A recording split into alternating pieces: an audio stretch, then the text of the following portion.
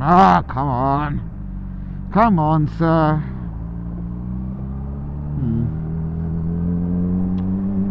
Ah, all you traffic people. Can you just give me a clear run? You know, I don't even mind because I'm bloody early anyways.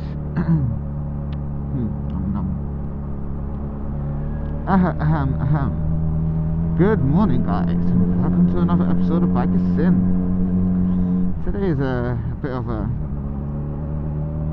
I don't know, I want to say lackadaisical, but I'm not being lackadaisical.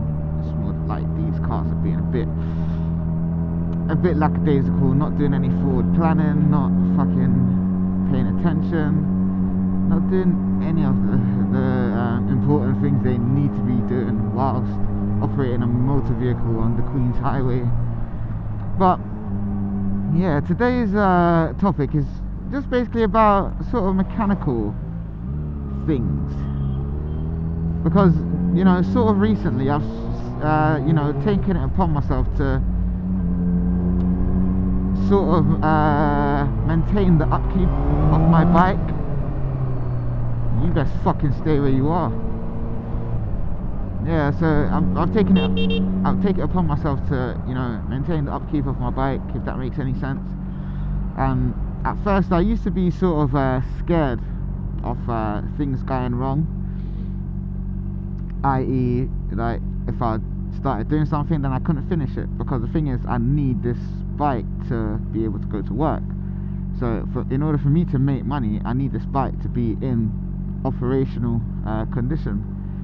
So I started sort of like doing a bit of tinkering and stuff. So, you know, I've changed my tail light because that was faulty, and you know, everyone had their own sort of diagnosis of it, and it just turned out that I just needed to replace it because one of the wires were just corroded. And you know, if I sort of brought that to the mechanic to do,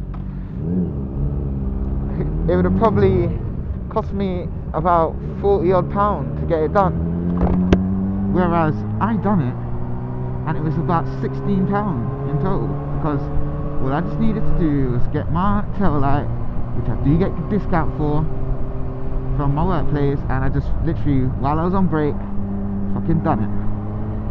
And it's just, I just realised how much money I could actually save if I sort of took it upon myself to, you know, keep my bike in working order and become more knowledgeable and more competent to carry out more and more advanced things.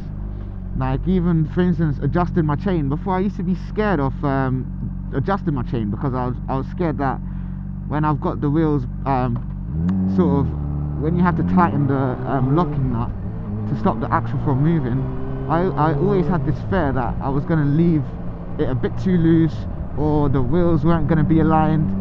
And you know, I had to step right out of my comfort zone to be able to do that. And since I've done that, you know, I'm just thinking, what else is there for me to do? Like I really want to perform a service on my bike, but I want to do it. I don't want to bring it to the mechanic to do it. I want to do it myself, because of the fact that I want to become mechanically independent. I don't want to have to go to what's it called, a mechanic, in order for me to get something done that I could be fully capable of doing with the right know-how. And one of my friends, she actually goes to a course. Well, it's not really a course, but you know, she goes to this workshop in Kennington Oval. Is it Kennington Oval or somewhere in Stockwell? And she goes there on a Sunday, and you literally just pay like a small fee, and you can spend the whole day in the workshop.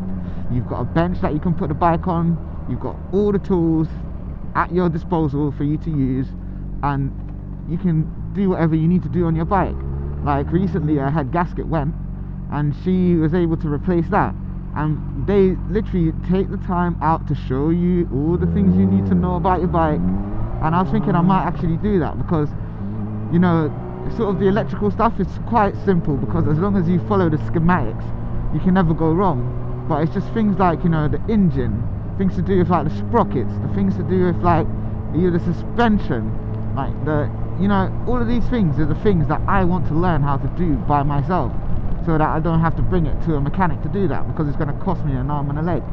And that sort of just brings me to ask you guys, how many of you guys actually tinker with your machine? Because it would be quite interesting to see how many of you guys actually do things to your own bike, and how many of you just choose not to because of that same fear that I had of not be like messing things up. But yeah, so you know, leave your comments below. Let's see how many of you guys are mechanically independent to a certain degree, and how many of you still sort of have that fear of things going wrong if you make a mistake. And just before I go, just a quick challenge for you guys. How many times can you say clutchless upshift? How many times can you say that in a row without your tongue folding up on itself? Let me know as well in the comments. And until the next episode of Bikes In, do the usual, just leave a comment, give me a share, give me a like, and most importantly, click the red button. That's the subscribe. And I shall see you on the next one, guys. Take care and ride safe.